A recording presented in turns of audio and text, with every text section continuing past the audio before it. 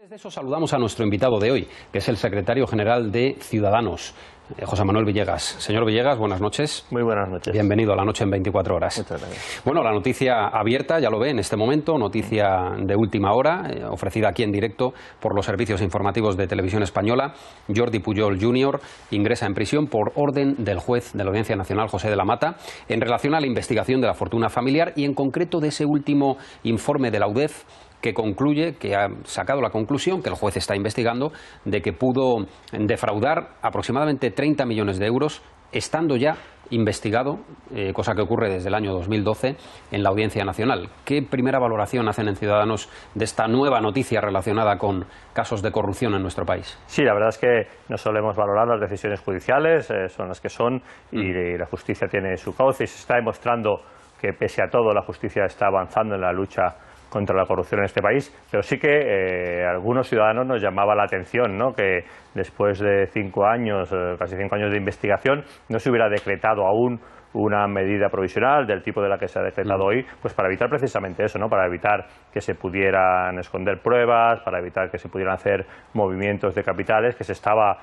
diciendo, se estaba comentando que se estaba produciendo, ¿no?, esas actuaciones por parte de la familia Pujol. Y llamaba la atención, insisto, que después de toda la trama que estaba saliendo a la luz, que la justicia estaba sacando a la luz, de todas las cantidades ingentes de dinero que se habían defraudado y que se estaban moviendo, pues no se tomara ninguna medida provisional hasta ahora. Llamaba la atención, por lo menos. Le había impuesto el juez con anterioridad, en febrero del año pasado, la retirada del pasaporte, también la prohibición de salir del territorio nacional, pero efectivamente la orden de prisión provisional sin fianza, en ningún caso de ninguno de los miembros de la familia Pujol se había todavía establecido esa medida preventiva, ¿no? Vamos a ver cómo evoluciona este asunto. Lógicamente la noticia es de impacto y significa el ingreso en prisión del primero de los miembros del clan Pujol. Una pregunta o una cuestión que, en concreto desde el Partido Popular, en relación a los diferentes casos de corrupción, señor Villegas, se han ido haciendo públicamente. ¿Existe en Ciudadanos un criterio diferente según los casos de corrupción, dependiendo de a qué partido afecten? ¿Al Partido Socialista en Andalucía, a la antigua Convergencia o al caso Pujol en Cataluña, o al Partido Popular en Madrid, Valencia y el resto de lugares? No, nosotros tenemos el mismo criterio, que es que aquellos que están investigados por corrupción, aquellos sobre los que hay una mancha de sospecha, se deben apartar del cargo público, y el criterio lo intentamos aplicar en todos los sitios por igual. Es verdad que es complicado gestionar pactos con el PSOE y con el Partido Popular, con partidos a los que le sale un caso de corrupción prácticamente cada día, y en cada caso pues hay que posicionarse y gestionar estos acuerdos con partidos corruptos, pues tiene su complicación, pero bueno, los ciudadanos les han votado, están ahí, y de momento, mientras los ciudadanos no decidan sustituirlos por nuevos partidos de una forma definitiva, pues habrá que convivir y gestionar estos pactos, pero es verdad que es complicado con estos partidos. Pero por otro lado también me gustaría decir que quien tiene clarísimamente una doble vara de medir sobre el Partido Popular y el Partido Socialista. Cuando la corrupción les afecta a ellos, no hay que hacer nada, presunción de inocencia, no hay que tocar nada y no hay que tomar ninguna medida. Y en cuanto la corrupción afecta al de partido de enfrente, desde el segundo uno hay que hacer divisiones, mociones de censura, etcétera. Y por lo tanto está claro que quien tiene una doble vara de medir en este caso son el Partido Popular y el Partido Socialista, dependiendo si el corrupto es de sus filas o el de las filas del partido de enfrente.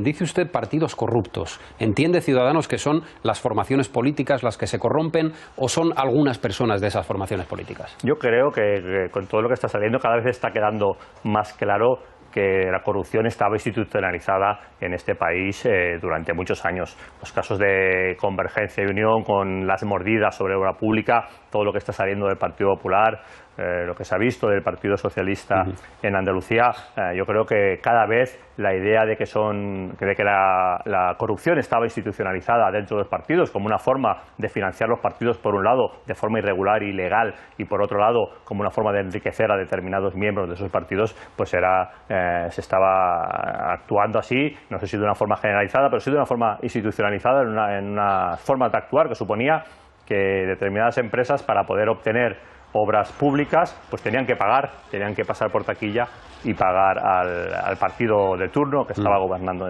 Eso está saliendo en la justicia gracias a la actuación de esos jueces y de esos fiscales que no se dejan influir por las presiones y están llevando adelante esos casos, y parece que todo apunta pues a eso, ¿no? Que cada vez estamos teniendo más conciencia de que no estamos hablando de manzanas podridas y no estamos hablando de una corrupción institucionalizada. Habla de presiones sobre jueces y fiscales. ¿Tiene constancia Ciudadanos de que eso se está produciendo así por las informaciones que están saliendo a la luz? Bueno, tenemos las informaciones que están saliendo.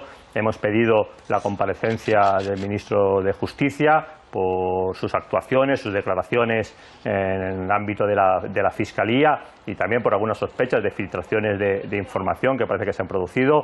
Hoy hemos preguntado también al ministro del Interior por esas reuniones de gente que estaba siendo investigada o que ha sido investigada, que se reunía con altos cargos del Ministerio. Recordemos que no es la primera vez. El señor Rato ya parece que se reunió en su día con el señor Fernández Díaz. No sé si es algo normal en el Ministerio del Interior el recibir a los investigados o a los presuntos delincuentes, o solo lo hacen cuando son del ámbito del Partido Popular, ¿no? Pero son hechos que se han producido y se han repetido.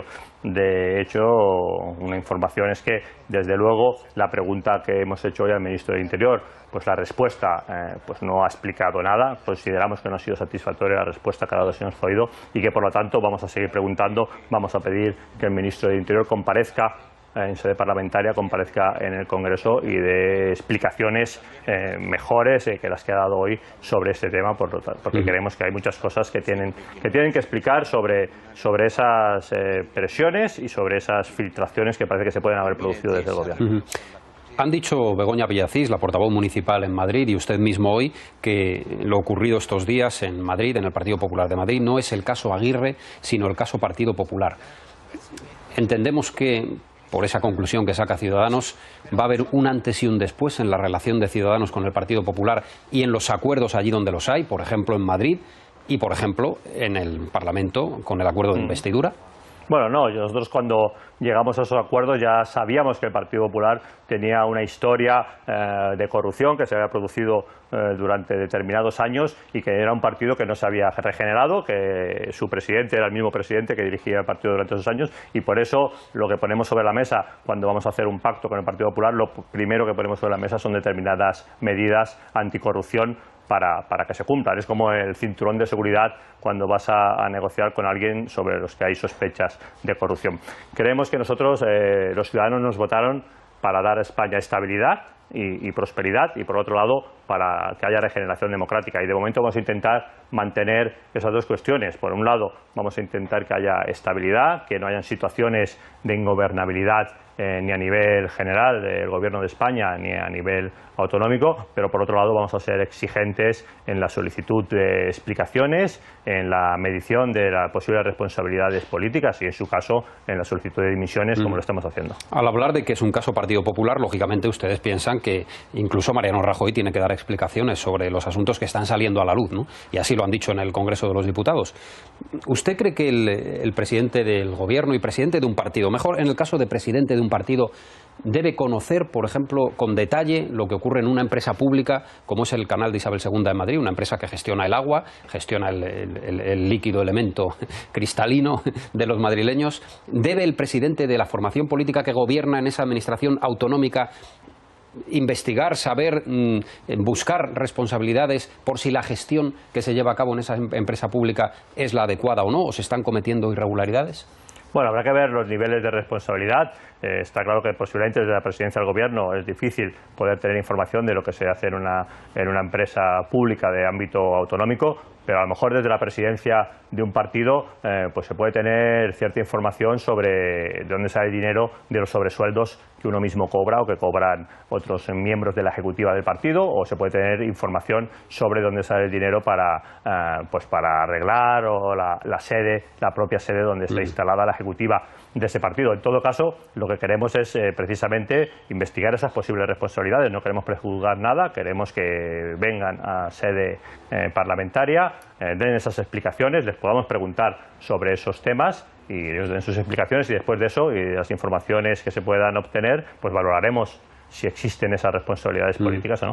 Eso ocurrirá en la comisión de investigación en el Congreso de la financiación del Partido Popular, donde va a ser llamado a declarar, entendemos, Mariano Rajoy. Ustedes han pedido que eso se agilice, que empiece a trabajar cuanto antes esa comisión, ¿no? Sí, creemos que, tal como está la situación, con las noticias que van saliendo, es importante poner a trabajar lo antes posible esa comisión y también la otra comisión que está aprobada, que es la comisión de cajas, porque yo creo que son dos caras de la misma moneda. Por un lado, como desde el poder político se podían haber cobrado mordidas de la obra pública para financiar partidos y para enriquecerse personalmente determinadas personas, y por otro lado, como también se hizo un saqueo de las cajas de ahorro por personas nombradas por los partidos políticos. Y por lo tanto creemos que tanto la Comisión de Investigación de Cajas, en la que debería seguramente pasar pues personas como el señor Rato o el señor Serra, miembros de partidos políticos puestos por los partidos a dirigir esas cajas que fueron saqueadas, o la Comisión de Investigación del Partido Popular, donde creemos que es efectivamente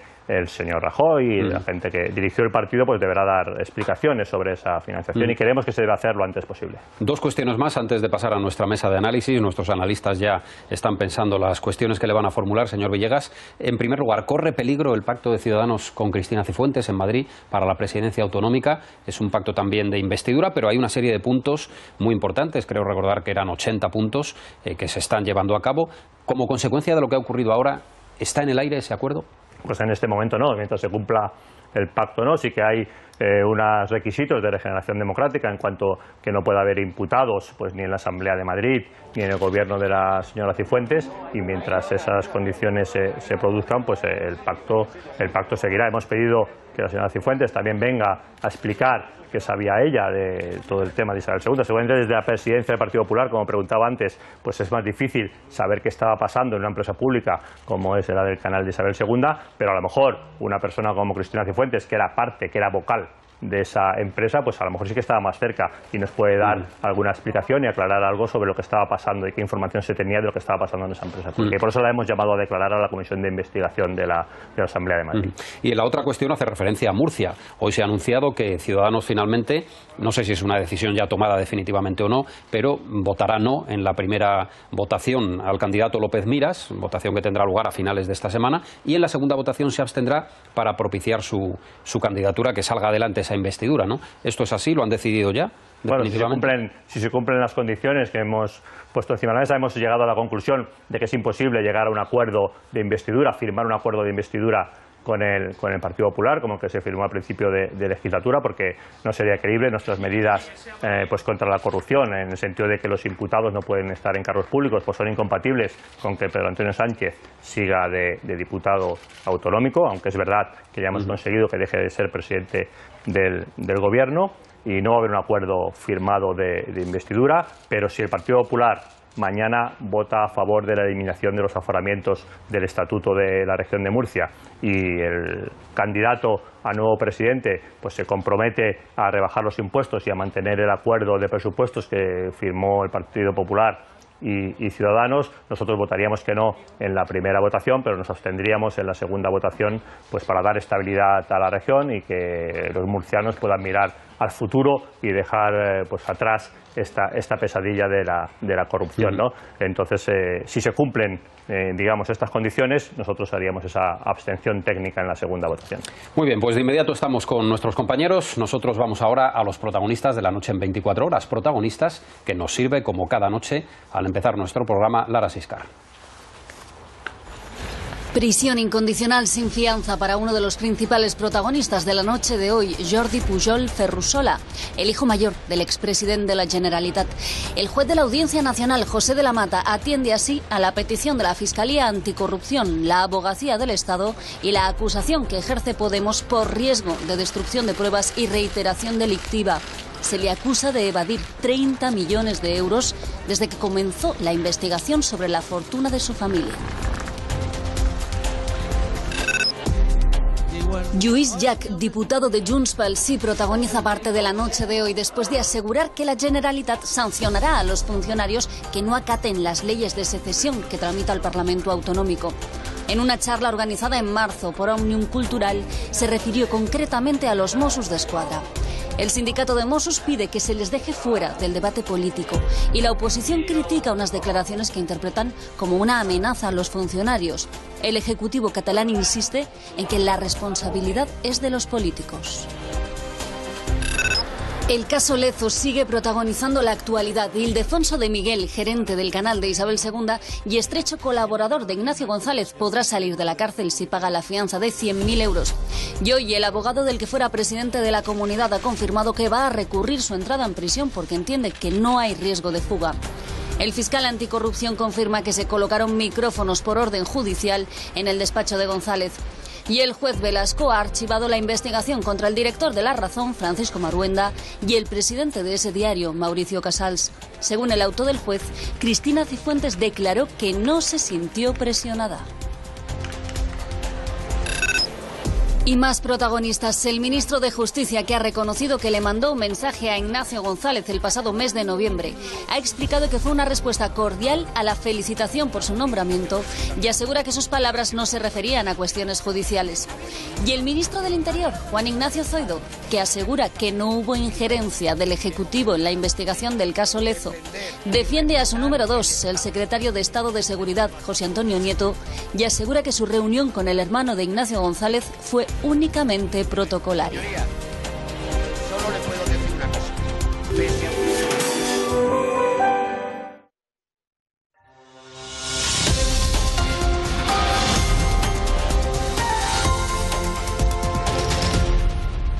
Mesa de análisis en la noche en 24 horas en la que paso ya a presentar a los invitados, a los analistas que nos acompañan. Carmen Tomás, muy buenas noches. Buenas Carmen. Noches. José María Brunet. Hola, ¿qué tal? María. Buenas noches, muy bien. Nos acompaña también Fermín Bocos. Víctor, buenas noches. Y Pedro Narváez. Buenas noches, Víctor. Buenas noches. Enseguida continuamos nuestra entrevista con José Manuel Villegas. Antes vamos con Lara Siscar a recordar los sistemas de participación en nuestro programa a través de las redes sociales. Lara, adelante. ¿Qué tal, Víctor? Buenas noches. Saludos a todos. Las redes sociales, ya saben, ese camino que intentamos poner a su disposición para que este espacio sea también más suyo. A través de Twitter pueden comunicarse con nosotros en esta dirección, @lanoche_24h. Hay una etiqueta genérica, almohadilla LN24, pero también hay etiquetas para cada uno de los distintos bloques de nuestro programa. Y estos bloques serán Pujol, Ferrusola, Lezo y Cataluña, siempre precedidos por la almohadilla y LN. Si en lugar de Twitter prefieren Facebook para hablar, pues a lo mejor más distendidamente, ya saben que nuestra dirección es www.facebook.com/lanoche en 24 horas. Nos interesa de verdad lo que tengan que contarnos. Gracias, Lara. Enseguida volvemos contigo para ir desarrollando la actualidad de la jornada, irla desgranando, pero empezamos ya con las preguntas de nuestros comentaristas. Así que, Pedro, José Manuel Villegas te escucha. Muy buenas noches. Han hablado antes, se han referido al tema de Murcia. Quería ahondar un poco en ese asunto porque creo que van a acordar eliminar a los aforados de allí. Y no sé cómo lo ve, pero parece como un brindis al sol, ¿no? Porque hasta que no se apruebe en Madrid o no tengan los votos en Madrid, evidentemente ese tema no sale adelante. Hay quien le acusa de hacer un poco una política que luego al final las medidas no llegan a puerto, sino más bien de gestos, ¿no? Buenos gestos son temas que podríamos estar de acuerdo, pero que al final no llegan a ninguna parte. Bueno, yo creo que no están mal los gestos, ¿no? Si el gesto es que cambie el presidente de gobierno de Murcia y se vaya el presidente imputado, pues yo creo que es un gesto que está bien y está bien para la regeneración democrática del país. Bueno, eso no es un gesto, eso es una realidad, eso ha sucedido. Por eso era un poco irónico con el tema del concepto gesto. Y el tema de el gesto de cambiar el estatuto de Murcia, pues efectivamente el cambio estatutario, eliminar los aforamientos, conlleva un cambio estatutario y el cambio estatutario lleva un recorrido. El recorrido es que se aprueba en la Asamblea de Murcia y luego se tiene que aprobar también en las Cortes Generales. Intentaremos que sea lo más rápido posible, pero está claro que en las Cortes Generales hay también unas mayorías con las que se va a poder contar para aprobar esa modificación y por lo tanto no creo que haya ningún problema en que se ratifique en las Cortes Generales esa modificación del estatuto y que Murcia sea la primera comunidad autónoma en la que desaparezcan los aforamientos a políticos. No va a ser mañana cuando se vote, sino cuando se acabe votando en el Congreso de los Diputados, pero yo creo que en un plazo breve de tiempo se va a conseguir eso y por lo tanto yo creo que estamos en un mundo más de hechos que no de gestos, ¿no? Y de hechos importantes, ¿no? Fermín, tú dirás. Villegas, buenas noches. Le he oído cuando Víctor le preguntaba por qué iban a hacer ustedes en relación con los casos de corrupción y demás, Y me parece a mí que siguen ustedes instalados en los gestos, entendiendo como tal el amagar y no dar. Su compañera Begoña Villacís, cuando le han preguntado por toda la historia esta del canal de Isabel II, el que esté en la cárcel el anterior presidente de la Comunidad y demás, ha dicho, no es un caso, no es el caso Canal, ha dicho, es el caso PP. Bueno, a partir de ahí, la lógica impondría quizá el poner en marcha algún tipo de mecanismo de moción de censura en la comunidad, si es el caso PP y no el caso Canal. Bueno, es el caso PP, pero es que no es el caso PP Madrid, es el caso PP. Hombre, ha sido, de momento, el caso Lezo es todo Madrid. Bueno, es el caso PP Madrid, es el caso PP Valencia, es el caso PP Baleares, son formas de financiación que se van repitiendo en diferentes comunidades autónomas. El señor Matas está ya condenado, a algún miembro del Partido Popular en Valencia también, y por lo tanto, nosotros cuando hablamos del caso PP no nos referimos al caso PP Madrid, sino al caso PP en general. Pero sí, igualmente, pues mejor o peor me lo pones, según lo miremos. Igualmente nos encontramos con la misma disyuntiva. Pero es que no hay alternativa. Nosotros creemos que la mejor alternativa es, por un lado, dar estabilidad, que se puedan sacar adelante presupuestos, que se pueda mantener políticas económicas que nosotros creemos que son correctas y políticas sociales, y por otro lado, ser muy duros en la regeneración, en la lucha contra la corrupción, y si hay que cambiar a presidentes de comunidades autónomas, se cambian. ¿Y por qué no ustedes, la alternativa? ¿Por qué no se proponen ustedes? Perdona, y si la señora Cifuentes en algún momento es imputada por la justicia por un tema de corrupción política, pues tendrá que dimitir, exigiremos su dimisión, o si cualquier miembro de su gobierno, cualquier diputado de la Asamblea. Pero, como decía antes, los españoles votan, y los españoles a estos partidos que nosotros consideramos partidos corruptos le siguen dando mayorías, y por lo tanto, en esta fase en la que nosotros creemos que ahora los españoles van a tener oportunidad de sustituir a estos viejos partidos por otras alternativas más regeneradoras, más renovadas y más ilusionantes, pero de momento tenemos que convivir con esas mayorías, y nosotros no creemos que sea una alternativa hacer pactos con Podemos en la Comunidad de Madrid para hacer un gobierno. Pónganles ustedes a prueba. Hay antecedentes. En mi tierra, por ejemplo, en Cantabria, en alguna de las legislaturas, el señor Revilla llegó a gobernar siendo el partido minoritario, el que menos votos había recibido, también en razón de su tamaño en la comunidad. Pónganse ustedes a prueba. Sí, yo creo que un pacto de gobierno en el que esté Podemos, con las diferentes visiones que tenemos de la economía, de la sociedad e incluso de España, pues es muy complicado, y por eso hay que gestionar la realidad tal como es. Los españoles siguen dándole la mayoría a determinados partidos, y hay que gestionar eso. Y como le decía al presentador antes, le reconozco que es muy complicado, le reconozco que con estos partidos gestionar estos pactos de gobierno en los que cada día tienes un caso de corrupción y pues es complicado, pero vamos a intentar mantener lo que nosotros creemos que es el mandato de nuestros votantes, que es dar estabilidad a España y buscar la prosperidad y la recuperación económica por un lado, pero por otro lado también exigir regeneración, porque yo creo que si no hay regeneración y no hay una regeneración profunda, tampoco no habrá estabilidad política. José María, tú dirás. ¿Qué tal? Buenas noches, señor Villegas. Yo quería preguntarle sobre la Fiscalía. Ustedes, en fin, respecto al tema de la corrupción, han sido muy beligerantes. ¿Qué opinan de la tarea que lleva a cabo la Fiscalía anticorrupción en las últimas fechas? Es bastante polémico. En fin, se han cuestionado algunas de las decisiones. Se ha dicho si desde anticorrupción se ha tratado de frenar alguna investigación. ¿Tienen alguna reserva al respecto? ¿Y qué influencia pueden tener estas polémicas sobre una de las reformas que yo considero que España tiene pendientes?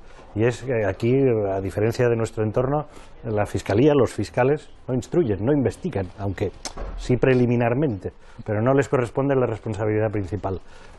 ¿Dificultará esa reforma que todo el mundo dice que habría que hacer las suspicacias que existen respecto de la tarea actual de los fiscales? Sin duda, tenemos reservas respecto a la tarea del fiscal general del Estado y del fiscal anticorrupción. De hecho, hemos pedido la comparecencia, y supongo que se producirá en los próximos días, tanto del ministro de Justicia como del fiscal general del Estado, para que aclaren determinadas decisiones, determinados nombramientos, determinadas contradicciones respecto a las decisiones que tomaban los fiscales. Contradicciones que normalmente se producen en la Fiscalía, pero que casualmente siempre el criterio del fiscal general del Estado o del fiscal anticorrupción resulta que son favorables a los imputados, sobre todo cuando esos imputados son del ámbito del Partido Popular, y por tanto vamos a pedir explicaciones. Y sobre la segunda derivada de la pregunta, pues efectivamente, esa falta de independencia que los mismos fiscales proclaman. Nos hemos reunido con todas las asociaciones de fiscales, y todas piden un cambio del estatuto fiscal para asegurar que puedan trabajar con una mayor independencia y fuera de esas esas presiones, aunque respetando la jerarquía del Ministerio Fiscal, pues esa falta de independencia hace que no creemos que sea posible ahora poner en manos de la Fiscalía la instrucción de los casos hasta que no se afronte primero esa reforma del Estatuto Fiscal. Creemos que primero hay que reformar el Estatuto Fiscal, asegurar la independencia de la actuación de los fiscales respecto a los poderes políticos y solo luego se podrá hacer esa reforma procesal. ¿Un remedio sería que al fiscal general lo nombre el Parlamento y no el Gobierno? Sería una de las opciones. Nosotros lo que tenemos firmado con el Partido Popular es que no nombre el Parlamento, pero sí que lo pueda remover el Parlamento, que por una mayoría absoluta el Parlamento pudiera hacer dimitir al fiscal general del Estado. En todo caso, creemos que tiene que haber contrapesos que puedan asegurar y que no haya esa dependencia tan directa, porque estamos viendo que se están produciendo cosas que chirrían y actuaciones de ministros que creemos que no son las adecuadas. Insisto, hemos pedido la comparecencia del ministro catalán y hemos pedido también vamos a pedir mañana la comparecencia del ministro del Interior por actuaciones referentes a sus relaciones con imputados del Partido Popular que creemos que no son de recibo. Carmen. Buenas noches. Todas esas acciones me parecen muy bien, pero a veces las cosas son también lo que parecen. Y a mí me da la impresión, y bueno, en las últimas horas ha habido nuevas personas declarando por el caso de los ERE y no les veo muy beligerantes. Pero al margen de esto, hoy Begoña Villacís, no sé si comparte la dirección del partido, que el PP hacía una oposición en el Ayuntamiento de Madrid. Creo que ha dicho algo así como populista, como, ¿sabes?, sin sustancia, ¿no? Quiero decir que hacía el PP, todo por meterse con el señor Aguirre, una oposición, ya le digo, o sea, así como, bueno, de hecho ella ha estado dudando a la hora de buscar el término y le ha salido algo así como, bueno, pues eso, muy poco relevante. De verdad, la dirección del partido comparte que el Partido Popular en la oposición en el Ayuntamiento ha hecho una oposición para criticar. Pues para nosotros la valoración de la oposición en el Ayuntamiento de Madrid, lo que hace la oposición o lo que hace el Gobierno de Madrid, quien lo tiene que hacer es la señora Villacís y por lo tanto, si ella ha dicho eso, estamos de acuerdo con ello. Y yo creo que es normal, ¿no? Supongo que están distraídos viendo qué hace la señora Esperanza Aguirre, si tenía que dimitir o no, qué casos de corrupción le salen y qué no casos de corrupción le salen a ellos y a lo mejor están demasiado distraídos en eso como para hacer una oposición más contundente. Respecto al primero de los temas que tocaba sobre el tema de del caso de los ERES en Andalucía, pues no sé si ponemos tanto el ojo allí o no, pero seguro que si no es por Ciudadanos, el señor Chávez y el señor Griñán no se hubieran ido a su casa y seguirían a lo mejor en un escaño en el Senado o en el Congreso como estaban y salieron de ahí porque precisamente por eso el caso de los ERES nosotros exigimos que se fueran a casa, ¿no? Por lo tanto yo creo que pero estamos bien tarde. Ya estaban, vamos, a punto de juicio. Bien tarde y por eso no votamos la investidura de la presidenta de la Comunidad Andaluza hasta que se comprometió a adoptar esa decisión. Insisto, gestionar acuerdos con el PSOE y con el Partido Popular que tienen casos de corrupción cada día, pues resulta difícil, pero mientras los españoles le sigan votando, pues no nos va a quedar otra. Me quedó una duda antes en relación a Murcia, señor Villegas, porque apelan constantemente a la estabilidad política como elemento fundamental, a nivel nacional, por supuesto, a nivel autonómico también, incluso a nivel municipal. Y en el caso de Murcia se pasa de un gobierno sostenido por Pedro Antonio Sánchez, que ha tenido que dimitir como consecuencia de la exigencia que ha hecho Ciudadanos, pero un gobierno que era más estable que el que va a haber ahora, porque Ciudadanos apoyaba esa acción de gobierno. ¿Se ha dado un paso adelante en la estabilidad política en Murcia en concreto? Bueno, se ha dado un paso atrás, pero se ha dado un paso atrás en la estabilidad porque el señor Pedro Antonio Sánchez dinamitó ese acuerdo aferrándose al cargo cuando estaba imputado por corrupción, ¿no? Y ante eso ha dinamitado la vida política en Murcia, ha provocado demasiado tiempo de inestabilidad por esa cerrazón a la hora de tomar una decisión y por querer aferrarse a su cargo. Al final ha tomado la decisión que le exigíamos, que creemos que era la única lógica, y eso pues ha provocado una situación de crisis que lo vamos a intentar cerrar de la forma que sea menos perjudicial para los ciudadanos de Murcia, pero sin duda la estabilidad en la región se ha visto afectada, pero se ha visto afectada por esa actuación del Partido Popular rompiendo el acuerdo que tenía con Ciudadanos. Pues ahí lo dejamos. Gracias, señor Villegas, por acompañarnos esta noche, en la noche en 24 horas, y hasta una próxima oportunidad. Muchas gracias. Muy buenas noches.